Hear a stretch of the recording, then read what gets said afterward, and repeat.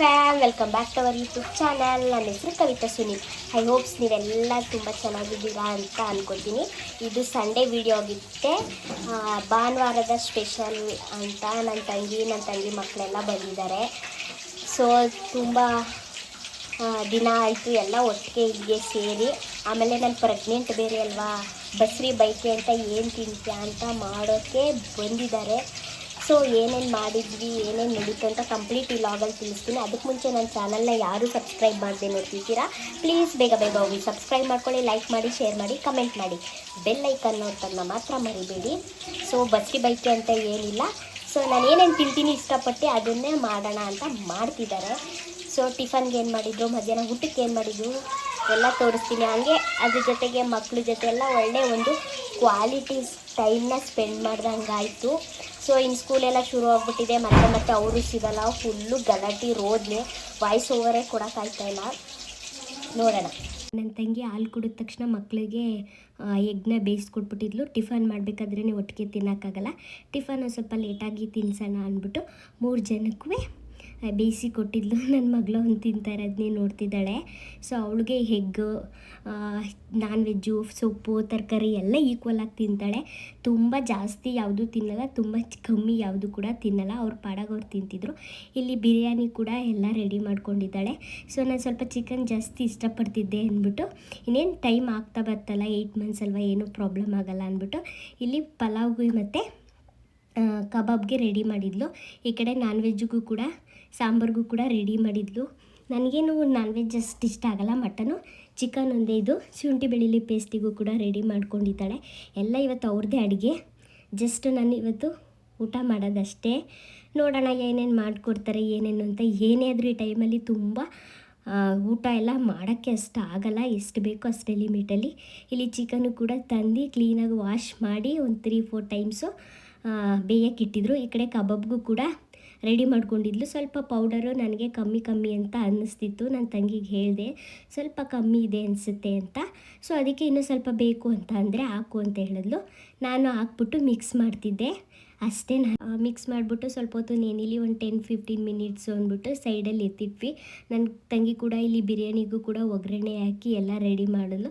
ಟೇಸ್ಟಿಗೆ ಅಂತ ಅವಳು ಉಪ್ಪನ್ನ ಚೆಕ್ ಮಾಡಬೇಕಾದ್ರೆ ನನ್ನ ಮಗಳು ನನಗೂ ಕೊಡು ಚೆಕ್ ಮಾಡ್ತೀನಿ, ನಾನುವೇ ಚಿಕ್ಕಿ ಅಂತ ಹೇಳ್ಬಿಟ್ಟು ಹೋಗ್ಬಿಟ್ಟು ಅವ್ರ ಚಿಕ್ಕಿ ಜೊತೆ ಬಿರಿಯಾನಿನ ಟೇಸ್ಟ್ ಮಾಡ್ತಿದ್ದಾಳೆ. ಅವಳು ಏನಂದರೆ ಏನಾರು ಅವಳಿಗೆ ಇಷ್ಟ ಆಯಿತು, ತುಂಬ ಚೆನ್ನಾಗಿದೆ ಅಂದರೆ ಎಮ್ಮಿ ಅಂತ ಅಂತಾಳೆ ನನ್ನ ಮಗಳು.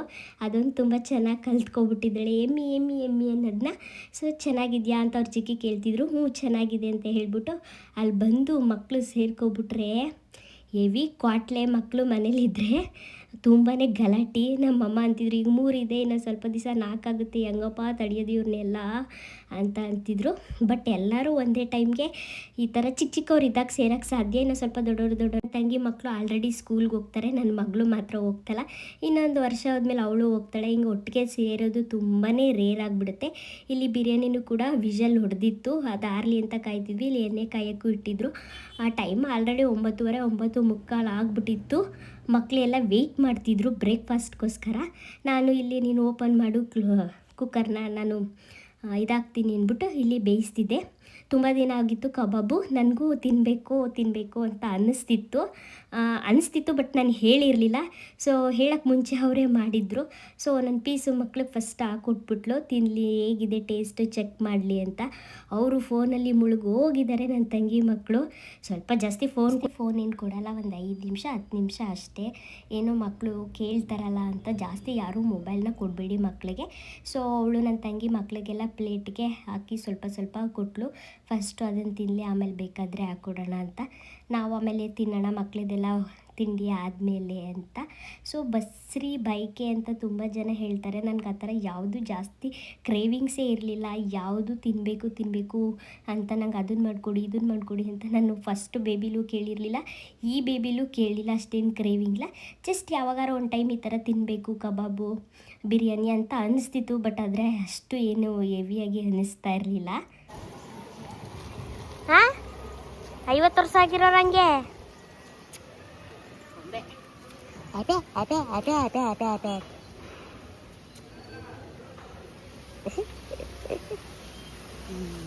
ಹೋಗಂಗಾರೆ ಬಾಯ್. ಬಾಯ್ ಹಂಗೆ ವಾಪಸ್ ಪಪ್ಪಿ ಕೊಡವ. ಹಾಸ್ಪಿಟ್ಲಿಗೆ ತೋರಿಸಿ 2 ದಿನ ಆಗಿತ್ತು ಜಸ್ಟ್ ಹೋಗಿ. ಆಗಲೇ ಬಂದ ತಕ್ಷಣ ಪಪ್ಪ ಅಂತ ಫುಲ್ಲು ಅವ್ರ ಪಪ್ಪನ್ನೇ ಇದು ಮಾಡ್ಕೊಬಿಟ್ಲು. ಪಪ್ಪ ಅಂದರೆ ತುಂಬಾ ಇಷ್ಟ. ಮಳೆ ಕೂಡ ಬರ್ತಿತ್ತು ಬರೋ ಟೈಮಲ್ಲಿ. ಅವ್ರನ್ನೂ ಬನ್ನಿ ಅಂತ ಕರೆದಿದ್ವಿ. ನೋಡಿ ಮಕ್ಕಳು ಎಲ್ಲ ಎಷ್ಟು ತುಂಟಾಟ ಮಾಡಿಕೊಂಡು ಎಷ್ಟು ಇದಾಗಿ ಆಟಾಡ್ತಾರೆ ಅಂದರೆ ಅವ್ರದ್ದೇ ಒಂಥರ ಪ್ರಪಂಚದಲ್ಲಿ ಅವರೇ ಮುಳುಗೋಗ್ಬಿಟ್ಟಿರ್ತಾರೆ. ನಂದು ಬೇಬಿ ಮೂಮೆಂಟ್ ಅಂತೂ ಈಗ ಹೆವಿ ಅಂದರೆ ಹೆವಿ ಆಗಿಬಿಟ್ಟಿದೆ. ಸೊ ಊಟ ಎಲ್ಲ ಮಾಡಿ ಊಟ ಎಲ್ಲ ಮುಗಿಸಿ ನನ್ನ ಮಗಳು ಮಧ್ಯಾಹ್ನ ಮಲ್ಕೊಂಡ್ಳು. ಮಾರ್ನಿಂಗ್ ಮಲ್ಕೋತಿದ್ಲು, ಮಲ್ಕೊಳಕ್ಕಾಗಿರಲಿಲ್ಲ, ಆಟದಲ್ಲಿ ಬ್ಯುಸಿ ಆಗಿಬಿಟ್ಟಿದ್ಲಲ್ಲ. ಸೊ ಅದಕ್ಕೆ ನಿದ್ದೆ ಬಂದಿದ್ದರೂ ಮಲಗಿರಲಿಲ್ಲ. ಮಧ್ಯಾಹ್ನ ಊಟನೇ ಬೇಗನೆ ಮಾಡಿಸಿ ಅವಳಿಗೆ ಮಲಗಿಸಿದ್ದೆ. ನಾನು ಕೂಡ ಅಲ್ಲೇ ಪಕ್ಕ ಕೂತಿದ್ದೆ. ನನ್ನ ಬೇಬಿನೂ ಕೂಡ ಮೂಮೆಂಟ್ ಮಾಡ್ತಿದ್ರು. ಜಶ್ವಿಕನ್ ಸೌಂಡ್ ಕೇಳಿಸ್ತು ಅಂದರೆ ನೀವು ನಂಬ್ತಿರೋ ಇಲ್ವೋ, ತುಂಬಾ ಫಾಸ್ಟಾಗಿ ರಿಯಾಕ್ಟ್ ಮಾಡುತ್ತೆ. ಅವಳು ಬಂದು ನಾನು ನಿಮ್ಮ ಅಕ್ಕ ಅಂತ ಅಂದರೆ ಸಾಕು ಎಷ್ಟು ಮೂಮೆಂಟ್ ಮಾಡುತ್ತೆ ಅಂದರೆ ನೀವು ನಂಬ್ತಿರೋ ಇಲ್ವೋ ಅಷ್ಟು ಮೂಮೆಂಟ್ ಮಾಡುತ್ತೆ. ಜಶ್ವಿಕನ ಜೊತೆ ಪಾಪುದು ತುಂಬಾ ಚೆನ್ನಾಗಿದೆ ಬಾಂಡಿಂಗು. ತಮ್ಮ ಇದ್ದಾನೋ ಇಲ್ಲ ತಂಗಿ ಇದ್ದಾಳೋ ಗೊತ್ತಿಲ್ಲ. ಸೊ ನಾನು ಜಶ್ವಿಕಾ ಅಂದ ತಕ್ಷಣ ಸಾಕು ಅವಳು ಮುಟ್ಟಿದ್ರೆ ಸಾಕು ಮೂಮೆಂಟ್ ಮಾಡುತ್ತೆ. ತುಂಬ ಚೆನ್ನಾಗಿದೆ. ಲೈಫ್ ಲಾಂಗ್ ಇದೇ ಥರ ಇರಲಿ ಬಾಂಡಿಂಗು ಅಂತ ನಾನು ಇಷ್ಟಪಡ್ತೀನಿ. ಮೂಮೆಂಟ್ ಎಲ್ಲ ತುಂಬಾ ಚೆನ್ನಾಗಿದೆ. ಒಂಥರ ಈ ಫೀಲಿಂಗೇ ವರ್ಲ್ಡ್ ಬೆಸ್ಟ್ ಫೀಲಿಂಗು. ಸೊ ನಾನು ಊಟ ಮಾಡೋಣ ಅಂತ ಮಾಡಿದೆ. ಮುದ್ದೆ ಮಾಡಿದರು, ಬಟ್ ನನಗೆ ಮುದ್ದೆ ಯಾಕೋ ತಿನ್ನಬೇಕು ಅಂತ ಅನಿಸಿರಲಿಲ್ಲ. ಸೊ ಅದಕ್ಕೆ ಬೆಳಗ್ಗೆದೆ ಮಾರ್ನಿಂಗ್ ಬಿರಿಯಾನಿ ಇತ್ತಲ್ಲ, ಅದಕ್ಕೆ ಸಾಂಬಾರು ಹಾಕ್ಕೊಂಡು ಊಟ ಮುಗಿಸ್ದೆ. ಮುದ್ದೆ ಯಾಕೋ ಡೈಜೆಷನ್ ಆಗೋಲ್ಲ ಈ ಟೈಮಲ್ಲಿ ಅಂದ್ಬಿಟ್ಟು ನಾನು ತಿನ್ನೋಕ್ಕೆ ಹೋಗಲಿಲ್ಲ. ಸರಿ ಆಯಿತು ಅಂದ್ಬಿಟ್ಟು ಅವರೆಲ್ಲ ಊಟ ಮುಗಿಸಿ ಎಲ್ಲರೂ, ನನ್ನ ಹಸ್ಬೆಂಡು, ನನ್ನ ತಂಗಿ ಮಕ್ಕಳು, ನನ್ನ ಮೈದ ಎಲ್ಲ ಊರಿಗೆ ಹೊರಟರು. ಮಳೆ ಕೂಡ ಇನ್ನೂ ನಿಂತೇ ಇರಲಿಲ್ಲ. ಸೊ ನಾನು ಹೋಗ್ತೀನಿ ಅಂದರು, ಬಟ್ ನಾನು ಹೋಗಬೇಕಿತ್ತು, ಊರಿಗೆ ಹೋಗಲಿಲ್ಲ. ಯಾಕಂದರೆ ಮತ್ತೆ ನಾನು ಹಾಸ್ಪಿಟಲ್ಗೆ ಹೋಗಬೇಕು. ಯಾಕಂದರೆ ಯೂರಿನ್ ಇನ್ಫೆಕ್ಷನ್ ಆಗಿತ್ತಲ್ಲ, ಮತ್ತೊಂದು ಸತಿ ಮಾತ್ರೆ ಎಲ್ಲ ಕಂಪ್ಲೀಟ್ ಆದಮೇಲೆ ಬನ್ನಿ ಅಂತ ಹೇಳಿದ್ರಲ್ಲ, ಮತ್ತೆ ಅಲ್ಲಿಂದ ಅಲ್ಲಿಗೆ ಓಡಾಡಬೇಕಾಗುತ್ತೆ, ಬೇಡ ಅಂದ್ಬಿಟ್ಟು ಅವ್ರನ್ನೇ ಬಾಯ್ ಮಾಡಿ ಕಳಿಸ್ದೆ. ಆ ಟೈಮಲ್ಲಿ ನನ್ನ ಮಗಳು ಮಲ್ಕೊಬಿಟ್ಟಿದ್ಲು, ಏಳಿಸ್ಲಿಲ್ಲ, ಸುಮ್ಮನೆ ಕಿರಿಪಿರಿ ಮಾಡ್ತಾಳೆ ಮಕ್ಕಳು ಬೇಡ ಅಂತ. ಅವ್ರು ಹೋದ್ಮೇಲೆ ಒಂದು ಅರ್ಧ ಗಂಟೆ ಮುಕ್ಕಾಲು ಗಂಟೆಗೆ ಎದ್ಲು. ಎಲ್ಲಿ ಅಕ್ಕ ಎಲ್ಲಿ ಅಂತ ಫುಲ್ಲು ಅಳ್ತಿದ್ಲು. ಅಣ್ಣ ಎಲ್ಲಿ ಅಂತ ಅವಳು ಊರಿಗೆ ಹೋದ್ರು. ಸ್ಕೂಲ್ಗೆ ಹೋಗ್ಬೇಕಲ್ಲ, ಸ್ಕೂಲ್ಗೆ ಹೋಗ್ಬೇಕಲ್ಲ, ಅದಕ್ಕೆ ಹೋದ್ರು. ಅಣ್ಣನೂ ಹೋದ. ನಿದ್ದೆ ಅಯ್ಯೋ